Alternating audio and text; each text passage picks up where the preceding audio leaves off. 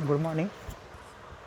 Now we will see the next topic, next point from the our third chapter.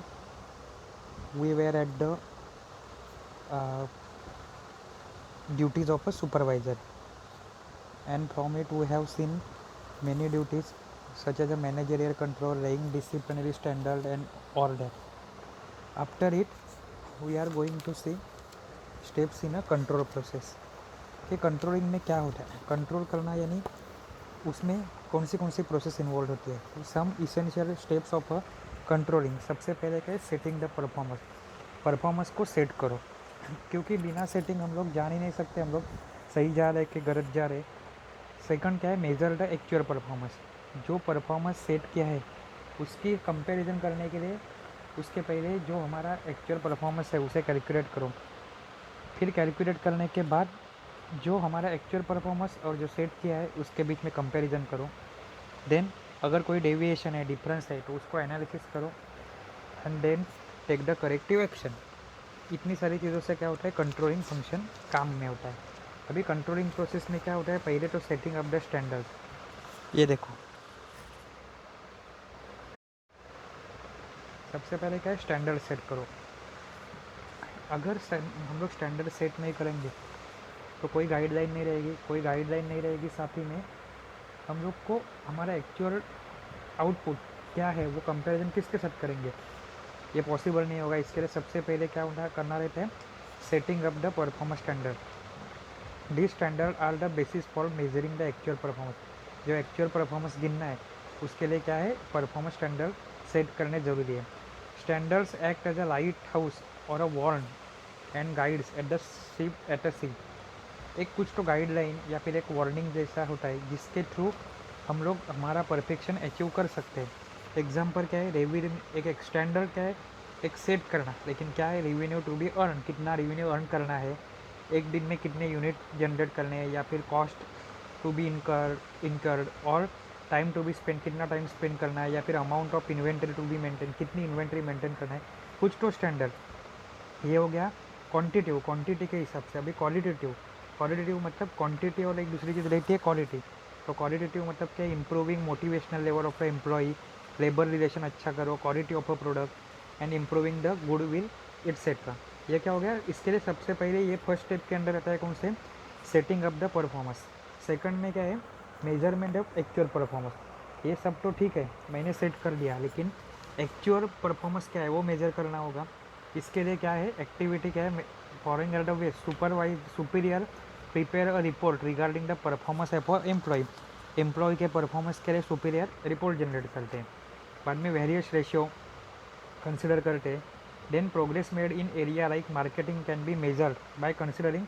अगर marketing की बात की तो मार्केटिंग में क्या था, कितने प्रोडक्ट बेचे, कितने नंबर बेचे, कितना मार्केटिंग में उसकी वैल्यू बढ़ी, कितने उसका वो चीज़ फेमस हुई. In small organisation each unit produce can check personally and to ensure the quality of a standard. अगर छोटी ऑर्गेनाइजेशन है तो हर एक प्रोडक्ट का क्वालिटी एश्योरेंस हम लोग पर्सनली कर सकते हैं. बट इन लार्ज ऑर्गेनाइजेशन क्या है, सारी चीज़ें नहीं चेक करते, कोई तो सैंपल लेते हैं और सैंपल के हिसाब से बाकी सब का क्वालिटी एश्योरेंस कर देते हैं.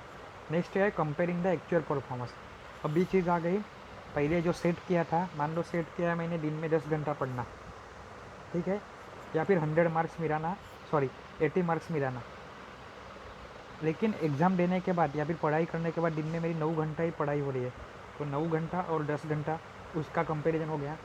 देन क्या हो सकता है मेरा, तो मैंने मार्क्स डिसाइड किए थे 80, लेकिन आ गए कितने, 56. तो जो डिफरेंस है 24 का, वो क्या हो गया, डेविएशन हो गया. वो कैसे मिल सकता है मेरा, comparing the actual performance with the standard. वो होने के बाद एनालाइज द डेविएशन. जो डेविएशन है, जो डिफरेंस आया है वो क्यों आया, ये डिसाइड करना. देन है आपका, तो create critical point control and management by exception, since it is neither easy or not economical to check each and every activity. सारी की सारी एक्टिविटी चेक करना इजी नहीं रहता. To control the control should focus on the K R A का full form आएगा, याद रखो, की रिजल्ट एरियाज. ऐसे भी दे सकते हैं, की रिजल्ट असेसमेंट, की रेस्ट एरियाज, की रिजल्ट एड्रेस, ऐसा कुछ भी दे सकते हैं। आपको याद रखना है कि result area which act as the critical point, the KRA are very useful for the success of organisation. The entire organisation has to be suffer if anything goes wrong at this point. पूरी की पूरी organisation को सफ़र करना पड़ता है, तकलीफ होती है या फिर लॉस में जा सकता है अगर ये पॉइंट में कुछ तो गलती हुई तो। For example, manufacturing organisation increases 7% labour cost is more troublesome than 18% increase in the stationery expense. बराबर है। मैनेजमेंट बाय एक्सेप्शन और control by exception is important principle of management control. According to this क्या है, attempt to control everything results in controlling nothing. सारी चीज़ें control नहीं करनी चाहिए, जो इंपॉर्टेंट चीज़ें हैं, जो कंट्रोलेबल है उसे ही कंट्रोल करो। बराबर है। Then taking the corrective action, अगर मान ले कि हम लोग को मिल गया कि यहाँ पे डेविएशन है, ये स्टैंडर्ड चीज़ें थी, ये डेविएशन वाली है, तो उसके ऊपर करेक्टिव एक्शन दो। तो उसके लिए क्या है, cause of deviation obsolete machinery, तो उसको अपग्रेड करो। डिफेक्टिव प्रोसेस है तो उसको चेंज करो। डिफेक्टिव मटेरियल है तो उसको भी चेंज करो। डिफेक्टिव फिजिकल कंडीशन है तो फिजिकल कंडीशन को इम्प्रूव करो। और डिफेक्टिव मशीनरी है तो उसको रिपेयर करो। ये क्या है, कॉज, और कॉज के ऊपर करेक्टिव एक्शन। उसके बाद है कंट्रोलिंग। कंट्रोलिंग मेथड क्या है, तो नॉन क्वांटिटिव, एक क्वालिटी से रिलेटेड है, एक क्वांटिटी से रिलेटेड है। बराबर है।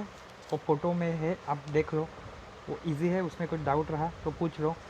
क्वालिटी के ऊपर रहेगी कंट्रोलिंग, तो वो क्या रहेगी, जैसे observation, periodic inspection, order and return report, performance evaluation and order.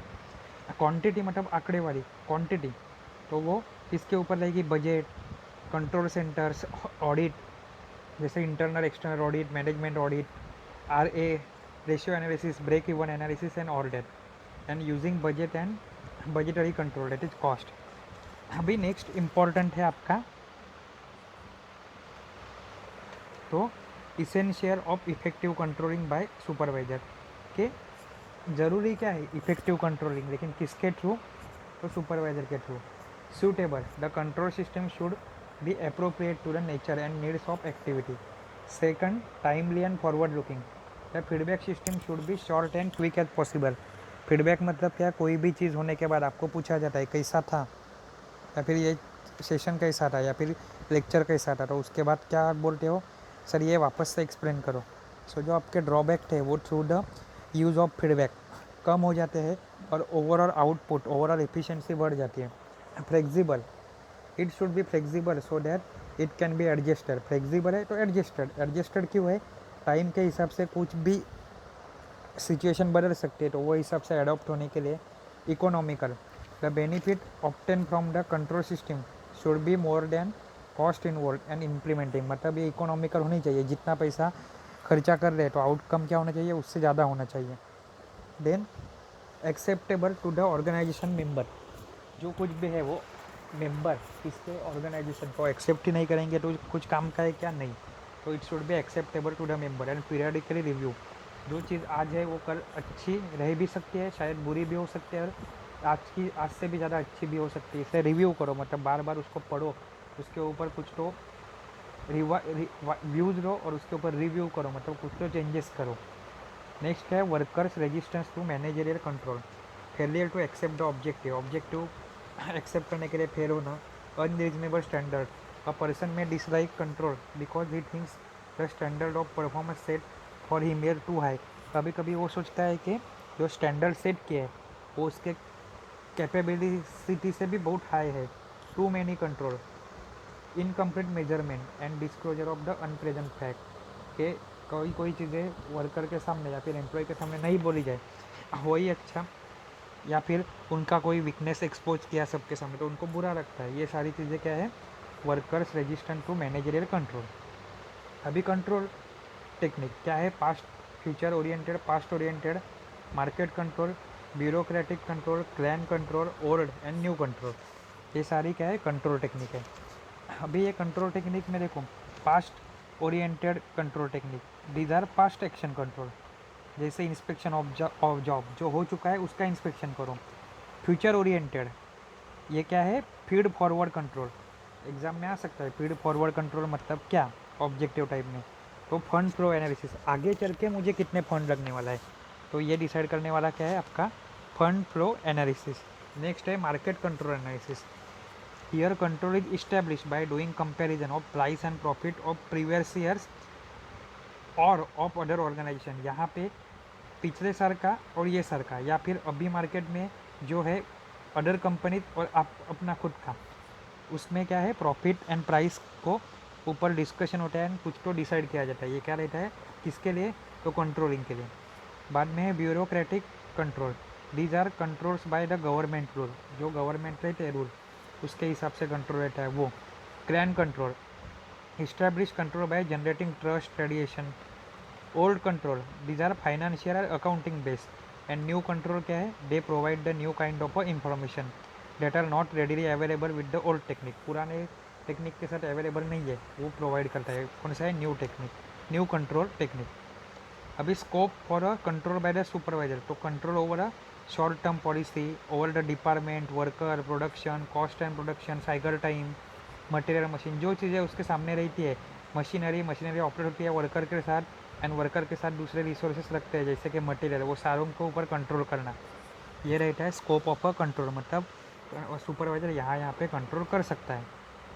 Types of a supervisory क्या है, standardising control, preserving control, delegation of authority, measurement control and motivation control. तो कंट्रोल कैसा है, स्टैंडर्डाइज करने के लिए चीज़ें। प्रिजर्विंग मतलब जो पहले से है उसको ही प्रिजर्व करो, उसके लिए किया जाने वाला कंट्रोल। डेलीगेशन ऑफ अथॉरिटी, आज अथॉरिटी किसके पास है, कल किसी के पास और के पास रहेगी, तो पॉलिसी कैसी है कैसी रहेगी, इसके लिए जो कंट्रोल है वो। मेजरमेंट, जॉब परफॉर्मेंस मेजर करने के लिए। एंड मोटिवेटिंग कंट्रोल, तो मोटिवेशन क्या है आपको मालूम है, कंट्रोल बाय मोटिवेशन, और motivation by promotion, reward and etcetera. इसके एडवांटेजेस एंड डिसएडवांटेजेस ईजी है, आप देख सकते हो, दो या तीन पॉइंट है। जैसे कि एडवांटेजेस में क्या है, बेटर परफॉर्मेंस होता है, बाद में गुड एटमॉस्फेयर क्रिएशन होता है, देन प्रोग्रेस इफेक्टिवली होती है और एफिशिएंटली होती है। डिसएडवांटेज में क्या है, स्मॉल ऑर्गेनाइजेशन ये टाइप का कंट्रोलिंग अफोर्ड नहीं कर सकते, खर्चा ज़्यादा आता है। एक्सटर्नल फैक्टर जैसे होते हैं गवर्नमेंट एंड मार्केट कंडीशन, ये और दिस अफेक्ट द परफॉर्मेंस। ठीक है, ये था आपका तीसरा चैप्टर। अभी हम लोग फोर्थ चैप्टर स्टार्ट करेंगे, दैट इज सेफ्टी मैनेजमेंट। अभी सेफ्टी मैनेजमेंट क्या रहता है, जस्ट स्टार्ट करेंगे हम लोग। सेफ्टी किस लिए ज़रूरी है, कोई भी रिस्क या फिर कोई भी एक्सीडेंट हो सकता है और होता ही है नॉर्मली, तो उसको अवॉइड तो करना ही है। अवॉइड तो कर नहीं सकते हर टाइम, तो उसके थ्रू जो इंजरी है वो कम से कम हो, और बेटर वे क्या रहे कि इंजरी या फिर एक्सीडेंट हो ही नहीं, पॉसिबल ही नहीं, सॉरी उसको होने ही नहीं देना। ये क्या रहता है, safety management. Accident is a unfortunate and sudden miss happening, ये क्या है, अनफॉर्चुनेट दुर्दैवी रहता है, एंड सडन अचानक से होता है, विच कॉजेस डैमेज और a loss of property, damage भी होता है और लॉस होती है प्रॉपर्टी। किसके लिए, ह्यूमन या फिर मटेरियल को। Prevention of accident is expected, expectation क्या है, एक्सीडेंट को प्रिवेंट करो, बट प्रिवेंट तो कर नहीं सकते, उसको अवॉइड कर सकते हैं। तो एक्सीडेंट के टाइप क्या है, internal, external, then major, minor, fatal disability. फिर डिसेबिलिटी में टेम्पररी रहती है और परमानेंट रहती है, लेकिन टेम्पररी भी क्या है, पार्शियल या फिर टोटल, और परमानेंट भी क्या है, पार्शियल या फिर टोटल। अब ये सेफ्टी मैनेजमेंट क्या है, कैसे है, तो हम लोग नेक्स्ट वाले लेक्चर में देखेंगे। नेक्स्ट वाला लेक्चर में भी आपका ये चैप्टर है 4 पॉइंट, टोटल मिला के 15 पेज का है। तो मान लो अगले हफ्ते आपका ये चैप्टर ख़त्म हो जाएगा, और उसके 3 दिन में या फिर 2 दिन में, मतलब वही भी मान लो 5 या 6 लेक्चर में आपका पूरा सिलेबस ख़त्म हो जाएगा। अच्छे से पढ़ो, जो इमेजेस भेजे उसको रिफ़र करो, नेट से भी रिफ़र करो, और जो MSBT का कंटेंट दिया है उसे भी रेफ़र करो। Thank you.